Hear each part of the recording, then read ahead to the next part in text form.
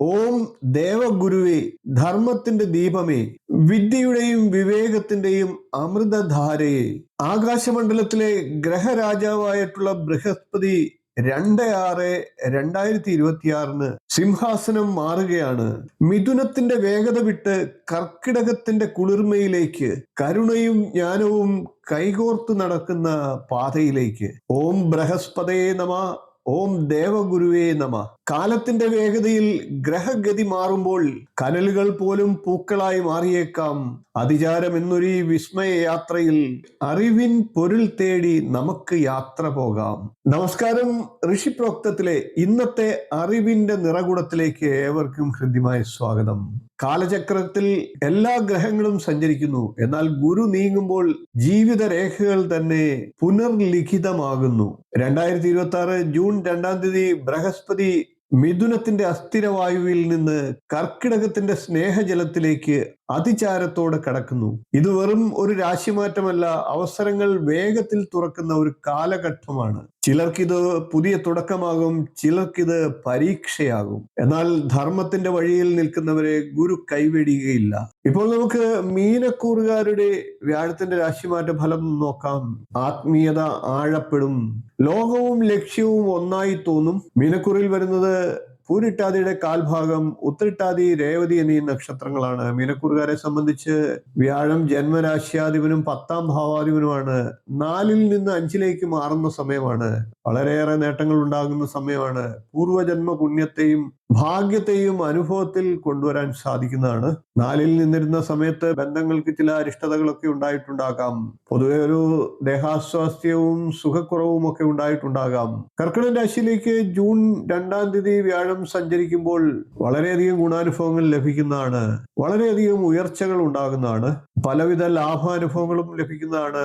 ഇഷ്ടസ്ഥാനത്ത് ഉച്ചനായി നിൽക്കുന്ന വ്യാഴം അപ്രതീക്ഷിതമായിട്ടുള്ള ധനനേട്ടം നൽകുന്നതാണ്. ഇതുവരെ കുട്ടികൾ ഉണ്ടാകാതിരുന്ന ദമ്പതികൾക്ക് സന്താന ഭാഗ്യം അനുഭവത്തിൽ വരുന്നതാണ്. സന്താന സുഖവും പ്രതീക്ഷിക്കാവുന്നതാണ്. സന്താനങ്ങളുടെ ഉയർച്ചകൾ കണ്ട് സന്തോഷിക്കാനുള്ള അവസരങ്ങളും ഉണ്ടാകും. അവരുടെ വിവാഹ കാര്യങ്ങൾ തീരുമാനമാകുന്നതിനുള്ള സാഹചര്യങ്ങളും ഉണ്ടാകും. ഉന്നത പഠനമൊക്കെ ആഗ്രഹിക്കുന്ന മീനക്കൂറുകാർക്കും അത് സാധ്യമാകുന്നതാണ്. ലൗകിക സുഖങ്ങൾ ആസ്വദിക്കുന്നതിനുള്ള സാഹചര്യങ്ങൾ ഉണ്ടാകും. വീട് സ്വന്തമാക്കുന്നതിനുള്ള സാഹചര്യങ്ങൾ ഉണ്ടാകും.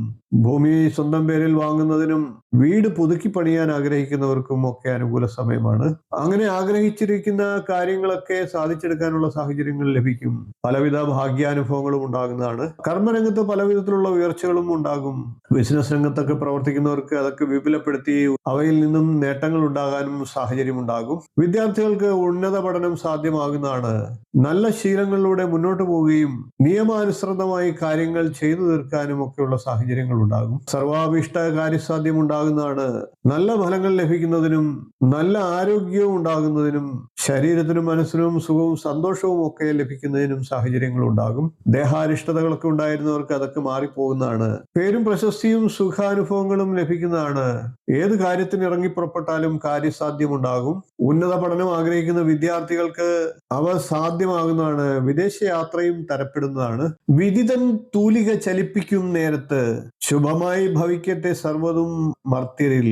ഗുരുവിൻ കടാക്ഷം കവചമായി നിൽക്കവേ ദുരിതങ്ങൾ മായുന്ന പുലരി ഉണ്ടാകാം. ഗ്രഹഗതികൾ മാറാം, നിഴലും വെളിച്ചവുമെല്ലാം മാറി മാറി മറിയാം.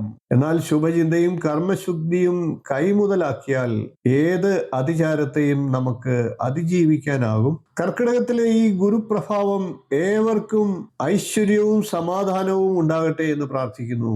ഈ ഗുരുവചനങ്ങൾ നിങ്ങളുടെ മനസ്സിൽ അല്പമെങ്കിലും വെളിച്ചം കൊളുത്തിയെങ്കിൽ ധർമ്മത്തിന്റെ നിശബ്ദ സമ്മതമായി നൽകൂ ഒരു ലൈക്ക്. ഈ ജ്ഞാനം മറ്റൊരു ജീവിതത്തിലേക്കും എത്തണമെന്ന് തോന്നുന്നുവെങ്കിൽ ഒന്ന് ഷെയർ ചെയ്തേക്കുക. ഋഷിപ്രോക്തത്തിലെ വാക്കുകൾ കാലത്തിന്റെ ഭാഷയിൽ നിങ്ങളിലേക്ക് എത്തുവാൻ ഒന്ന് സബ്സ്ക്രൈബ് ചെയ്യുക. ബെൽ ഐക്കൺ ഒന്ന് അമർത്തിയേക്കുക. ഓം ഗുരുവേ നമ. ഓം ശാന്തി ശാന്തി ശാന്തി. പുതിയൊരു അറിവുമായി വീണ്ടും നമുക്ക് കാണാം. നന്ദി, നമസ്കാരം, ശുഭദിനം.